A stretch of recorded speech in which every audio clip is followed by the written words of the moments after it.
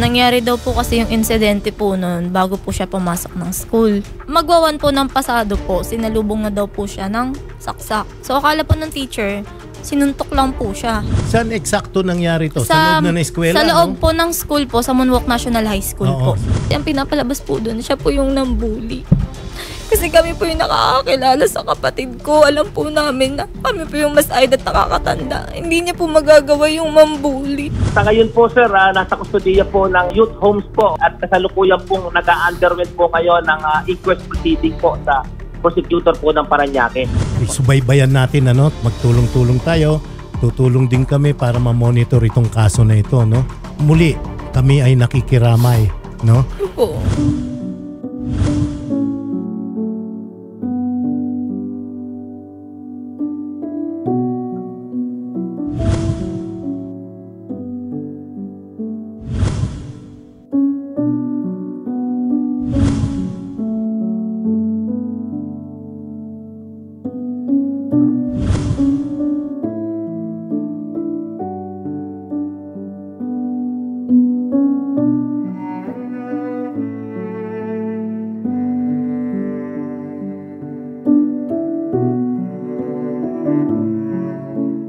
Una po mama, nakikiramay po si Idol Rafi sa nangyari po sa inyong anak at sa inyo pong kapatid Ma'am Rose. Nandito po kami para malaman, kamusta po siya bilang estudyante at kapatid po?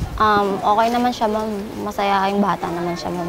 Tsaka wala po kami nakikitang dahilan umalis sa kanya na pangit yung tingin sa kanya na nambubuli siya, which is kahit hindi naman. Kasi hindi naman po ganun yung pagkakakalala ko po sa kapatid ko. Tsaka hindi po kasi siya nagre-reach out sa amin. Hindi po siya nagsasabi. Kasi po, kumbaga magaling po siya makisami, mabait po siyang tao. Lahat po kasi pinapakisamahan. Pero kasi po ang lumalabas, parang kami po yung naging mali dahil sa pumutok na bully daw siya. Paano nga po siya magiging bully? Kasi unang-una po, sino po ba yung good? At saka nung time po na yun, imbis na may pagkakataong mabuhay pa siya, tinanggalan pa nila yun ng buhay yung kapatid ko. Pinaghahabol siya, pinaghahabol ng saksak. Wala man lang sumaklolo. Marami nakakita pero mga bulag yung mga tao. May mga bibig sila pero wala man lang sumigaw. Humihingi ng kapatid ko ng tulong para sa maklolo. Nasaan sila? Wala. Sa eskwelahan, ma'am, kamusta yung grades niya? Kamusta yung mga kaibigan? Matataas po, ma'am, yung mga grade niya. Ikaw, ma'am, ang pakiramdam ko sa magulang, sa akin, magulang ako. Pag mataas pa lang ang average ng anak mo, mawawala pagod mo. Sabi ko, pagbutihan mo ang pag-aaral mo, anak. Yun ang sinabi ko po sa kanya. Ayoko mo sobrang, makikipag-away sa school, tutukan mo ang pag-aaral mo. Siyempre, ma'am, yung niisip ko, safe po ang anak niya sa school. Ang hiling ko naman, sana naman tinulungan ng teacher. Kasama na po yung teacher, kasama na yung anak ko ng teacher. Bakit naman hindi naawat? Ang sagot sa akin ng teacher, personal na kausap kami. Hindi niya po kayang awatin sa lakas daw ng suspect. Nung araw ho na bago po ito mangyari, ma'am, kamusta ho yung bata? Ang kwento naman sa akin niya, ang kwento naman sa akin niya, yung nga lang daw, may maaway lang po sa school. Ilan na palagi ang sinasabi. Yun lang naman. Bakit daw po siya inaaway sa school? Ano daw po ang dahilan? Ang pakiramdam niya sa sarili niya, inggit. Yun lang. Wala po siyang nasasabi sa amin. Wala siya nasasabi. Hindi po namin alam kung ano dahilan, bakit ganun yung ginawa sa kanya. Bakit ganun ginawa sa kanya. Kasi yun nga po yung pagkakakilala namin. Okay siyang bata. Sa mga kaklase niya, kamusta naman daw siya bilang classmate, kaibigan? Okay naman po siya, ma'am. Wala naman pong bad feedback. Okay po siya. Kahit sinong magulang, napakasakit, napakasakit. Mabubuhay pa sana yan, ma'am. Mabubuhay pa yan kung naagapan at na nila ng maayos. Paano ho kinuha nung suspect yung patalim? Ang sabi kasi, ma'am, ng mga kaibigan, ng kapatid ko, at mga kaklase ko na nakakita, dala na po yun ng suspect. Dala na po yan. Kumbaga, ma'am, pinilano niya yan. Parandam ko kahit sino, pinalano niya na yun. Ano po ba yun? Pagkapasok po ng anak po ninyo sa classroom? Sinalubong po. Sinalubong na agad? Sinalubong po. Ng saksak? Saan po ang tama, ma'am, ng anak po ninyo? Ang naano ko sa anak ko, nakita ko, yung sa daddy niya dito. Yung inangat ko yung braso, ito, Ito, ma'am. lalim na Sa bandang, puruhan. ito yung pinaka Natamaan ito ng baga yung niya. dahilan kung ba't siya namatay. Tapos yung Pina-autopsy parang namin tagalira dito. Yung Ito. tagalira. Oh, dito. Dito Dito ang po. mas malaki. Sa Dito po kilikili. siya namatay. Yung Sabihin tao. po, nasa pintuan pa lang.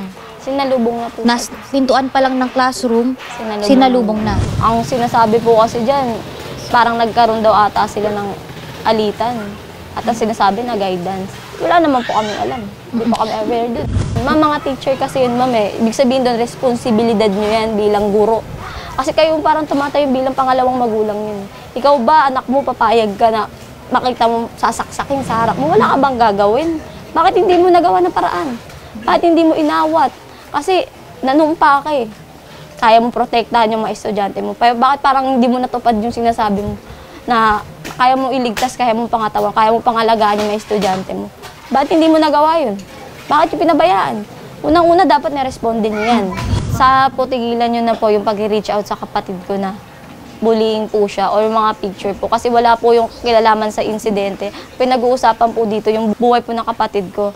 Yung buhay na kinuha nyo, yung buhay na kinitil nyo, pero hindi nyo na kayang ibalik. Kaya wag po kayong umasta na akala nyo po alam nyo lahat. Kasi unang-una po wala po kayo dun sa mga pinangyarihan na yun. Sana po, kung magsasalita po kayo, kung alam nyo na po lahat, ba't hindi po kayo nag-ano sa mga authorities? Hindi yung magko-comment o mag-ano pa po kayo gagamit ng ibang account. Kung talaga pong buo yung loob nyo, marap po kayo. Hindi po kayo magtatago sa social media. Kaya tigilan nyo po yung pagsasabi sa kapatid ko ng mga masasamang salita at mga picture. Kasi wala po kayong karapatan dun. Napaka-disrespect po kasi ng ginagawa nyo. Sana po di po mangyari sa mga ibang magulang po yun at saka sa mga anak po nila. Sana po ingatan nila. Kung anong man po yung mga naging problema nila, lagi lang po sila mag-open sa parents nila para agad magawa ng paraan at ma-resolve po yung problema. Yun lang po. Maraming salamat po.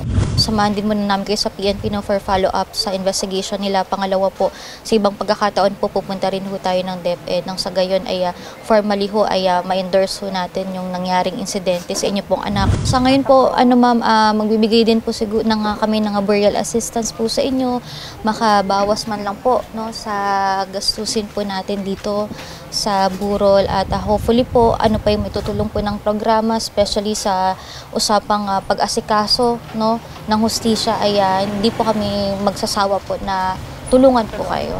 Maraming salamat po. Patanggap na lang po. Yan po, at ngayon po tutulong po kami, wag po kayo mag-alala na hanggang sa dulo tututukan natin yung kaso at yun naman pong pangako ni Senator Raffy. Bago po siya pumasok nung nandiyan pa ako sa bahay. Para nag-aalanganin siya pumasok nun eh. Pero wala naman po sinasabi siya nun sa amin na ganun. Masayahing bata ba? Opo. Lagi na lang po nagtitiktok sa loob ng bahay po yun eh. Sinabi ba siya na pangarap niya sa inyong pamilya? Ayun po, kabobo, tsaka magkaisa-is po kami magkakapatid.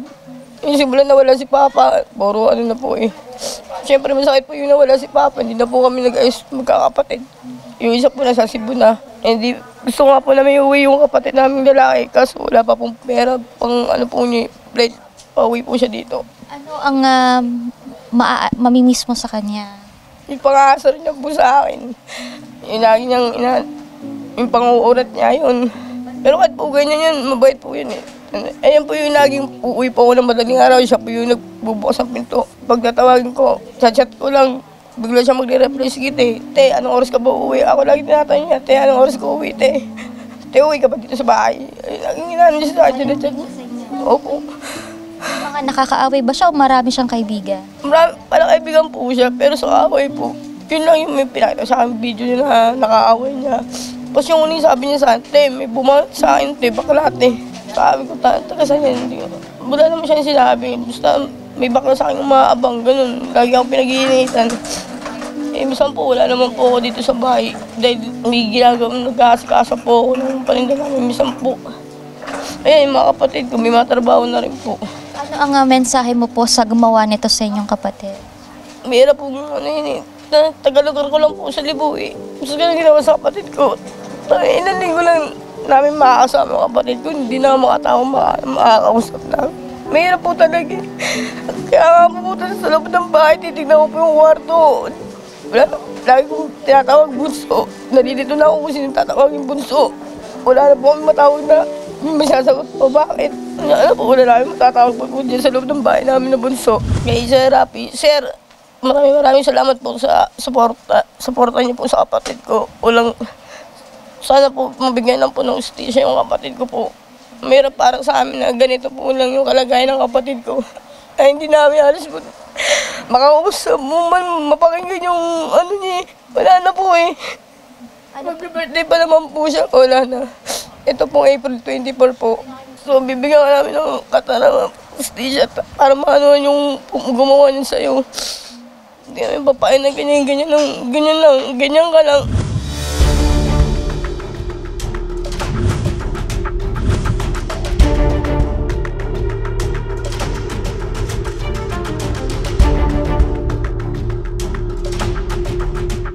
Ano ho ba nga lumalabas po na motibo? Bakit po nagawa ito sa biktima?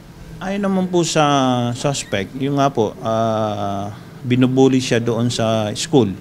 Kasama po yung biktima. At pinapakialaman yung mga gamit niya, yung damit niya, yung brief niya. Pinapakialaman ng mga classmate niya, kasama po yung biktima. Kaya nagtanim po siya ng galit doon sa biktima.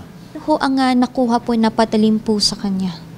May dala po siyang kitchen knife, mga more or less 10 inches po yung haba. Yun po ang ginamit ng suspect sa pananaksak. Meron din ho ba tayong witness ho dito sa pangyayari? May mga nagbigay po ng statement. Isa po doon yung teacher na hiningan po ng tulong ng biktima.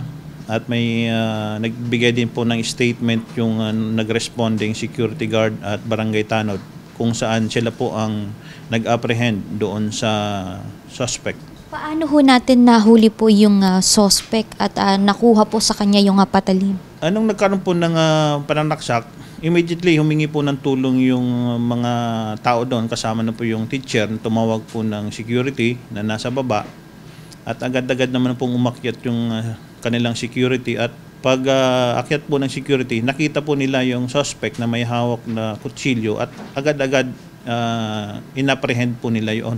Ilang saksak po nga natamo po ng estudyante? Ayon po sa medical, 4 po yung saksak na natamo ng biktima. Ngayon ho ba ay ano ho ang ma-advise ho natin dito po sa pamilya na ngayon po ay humihingi po ng tulong sa atin sa PNP? Unang-una po kami po ay sa PNP po ay nakikiramay sa pamilya ng biktima. Gusto man naming mapailan ng kaso yung suspect, but may batas po tayong sinusunod na 15 years old pababa ay absolutely exempted po sa criminal liability. Ang gagawin lang po namin doon ay ita-turn over namin sa pangangalaga ng DSWD. At kung may habol po yung pamilya, pwede naman po silang mag-file ng kaso doon sa mga magulang ng suspect at pati rin po sa pamunuan ng paaralan. Po ay nagre-request po o may hiling po yung pamilya na makita ko kung may mga CCTV po ba doon sa loob, sa classroom at sa hallway po? Sa ngayon po, kinukuha pa po namin yung CCTV. Once na makuha po namin ay ipapakita po namin sa mga magulang ng ating biktima. Magkipag-coordinate lang po kayo sa aming investigator at ibibigay po namin kung ano man po ang inyong mga request.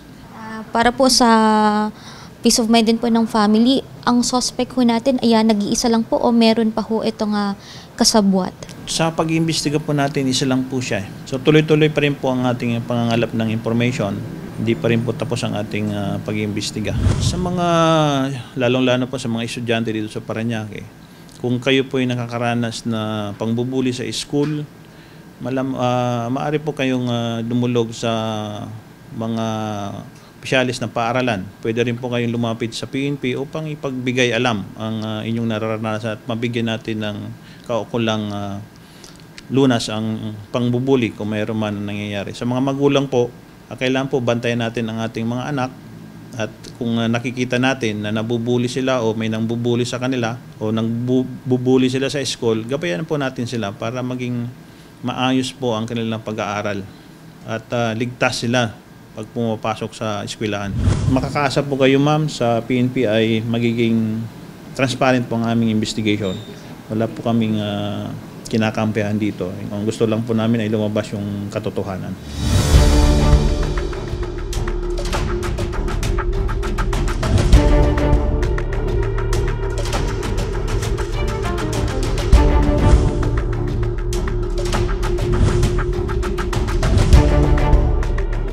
So, Nay, eto na po yung request ninyo na CCTV. So, hawak na nila, Madam. Eto, Ma'am, is for your peace of mind. Gusto nyo mapanood, Ma'am, ano? So, ipi-play natin, Ma'am. And then, ito po yung actual 4th floor po ito, Ma'am. Tama? Okay, sige po.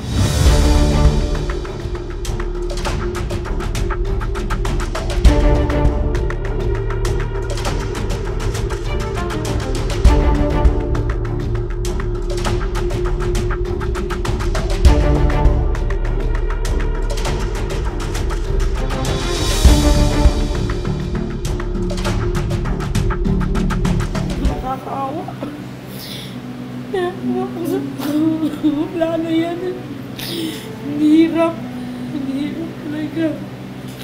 Wala na yung bagsak na yan. Ang alak na. Hindi mo naman pera.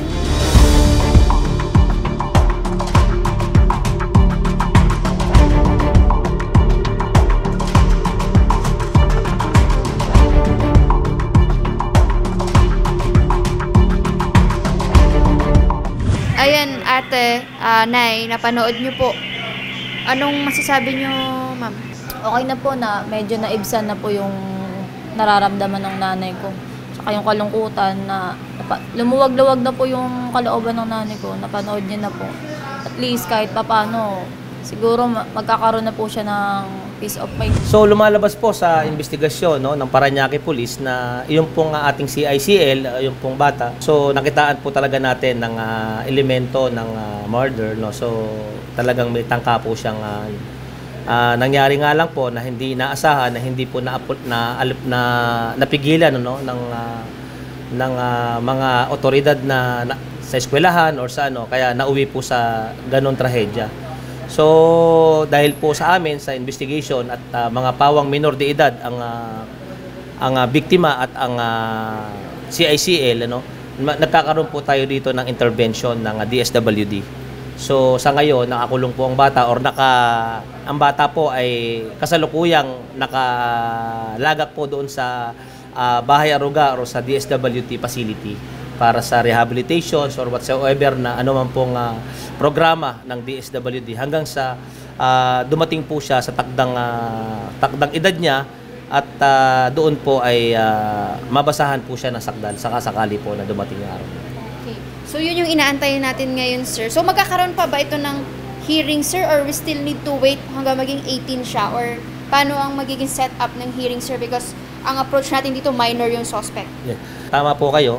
Ang suspect po ay minor, kaya tinatawag po natin siyang CICL, ano, Child in Conflict with Law. Magkakaroon po ito ng mga pagdinig at mga pagharap sa prosecution at sa korte hanggang sa kung sakasakali pong mahatulan siya, doon po sa tamang edad na ng kanyang pagkatao o yung kanyang pagkabata.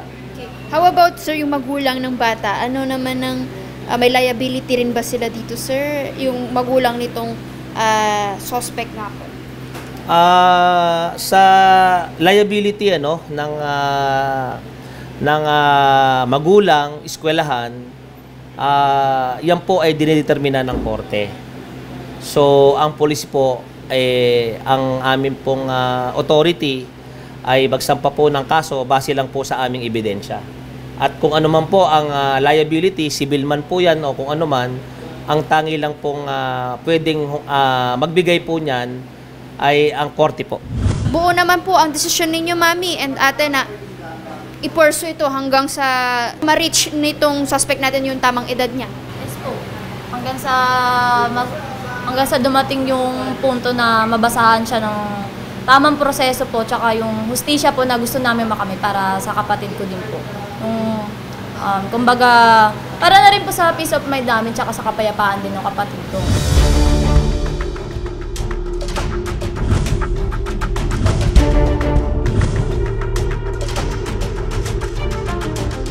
So eto na, ma'am, kanina po ay nagkaroon tayo ng pag-uusap, no, kasama natin ang mga complainants, and of course we have our school superintendent, Ma'am Nerissa Losaria ng Parañaque DepEd, at a while ago, ma'am, nagkaroon tayo ng pag-uusap with the mother, the sisters, at right now, ma'am, isa sa mga katanungan natin is mabigat tong kaso, ma'am, no? kasi merong involved na namatay. So, when it comes muna dun sa mga batang nakakita, ma'am, kumusta po sila and paano po natin ngayon mas mapapaigting ang security, especially po dito sa mga estudyante natin? Nang maganap yung insidente nga na nangyari sa Moonwalk National High School, agad-agad, the following day, sinubject namin yung mga bata sa isang psychosocial healing session kasama ng ating mga qualified registered guidance counselors upang mabawasan po yung potential trauma na naranasan nila nang makita nila yung lahat ng mga nangyari. So, patuloy po namin ginagawa ito hindi lamang doon sa mga batang nakasaksi, maging sa lahat ng estudyante sa Moonwalk National High School upang mabigyan na rin po sila ng babala at para hindi na po natin maulit ang mga ganitong karanasan. Ayaw po namin na nasasaktan ang aming mga mag-aaral dito sa lungsod ng Parañaque dahil alam naman po namin, kami po mga kaguruan at kami po sa Division Office ay parang pangalawang magulang na po ng ating mga kabataan dito. So yan din po ang pangako namin sa aming lungsod ng Parañaque, sa aming mayor na concerned din sa nangyari at sinisiguro po namin mas lalong paiigtingin namin ang seguridad sa lahat ng paaralan dito sa lungsod ng Parañaque. Bakit kaya, ma'am, nakalusot itong weapon or itong knife na ito at hindi, kumbaga, wala bang scanner sa school or ano ba yung mga limitations that we have na kailangan natin sigurong mas anuhin, ma'am? Bawasan ang limitation. Kinausap namin ang mga watchmen at inutos na namin yung bag check, lalo na yung metal scanning, yung may mga metal detectors naman po. Nagkataon lang po na hindi po talaga na-detect siguro dahil nga ang mga weapon kahit bakal po yan, hindi po yan tutunog kung inipit sa aklat. So may mga para-paraan po ang mga kung talagang gustong gawin, magagawa po. At meron din po kasing polisiya ang DepEd na hindi po basta-basta kinakalkal ang mga gamit ng mga bata as part of the privacy that we afford naman to or we provide to our students.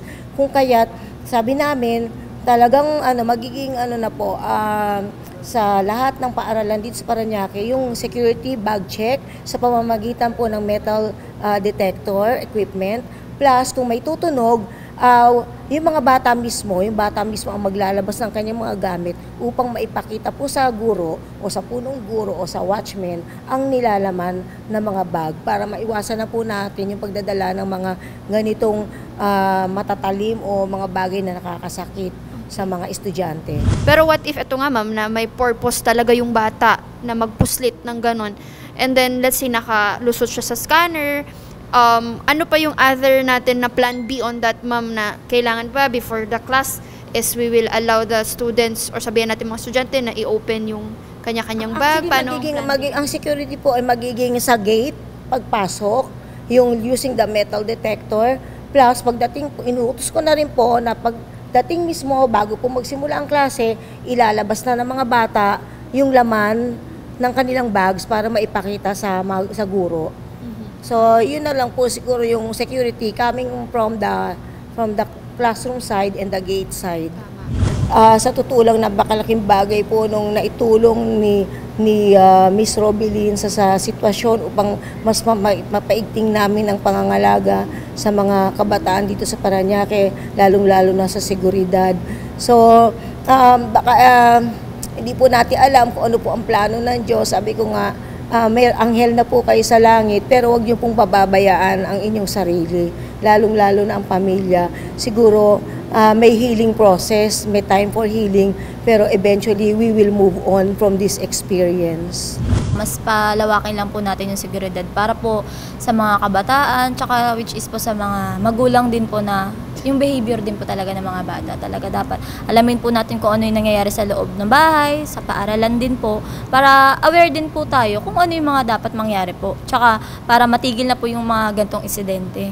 Tsaka sa mga teacher po, maraming salamat pa rin po sa tulong na suporta mga binibigay niyo po sa amin. Malaking tulong na po yun. Ngayon na gusto lang po namin talaga makamit po namin yung tamang hustisya po para kay Robilin sa kapatid ko. Yun lang po. Salamat po sa inyo. Mission po namin sa Kagawaran ng Edukasyon dito sa Parañaque na mapangalagaan po ang ating mga anak.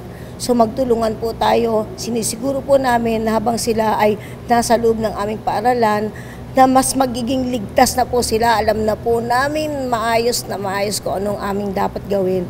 At matutulungan at magagabayan po namin ang lahat ng kabataan dito hanggang sila po ay makapagtapos ng basic education. Yan po ang aming dakilang misyon dito sa kagawaran ng edukasyon.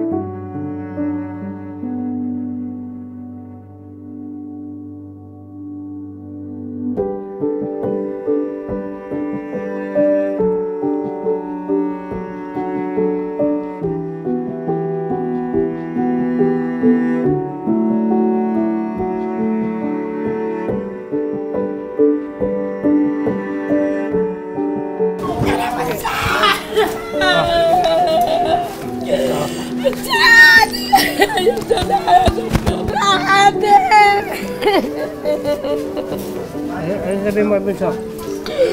Bunso! Ang sakit! Hirang! Baka naman kita na! Bunso! Bunso! Nandito si Mama sa...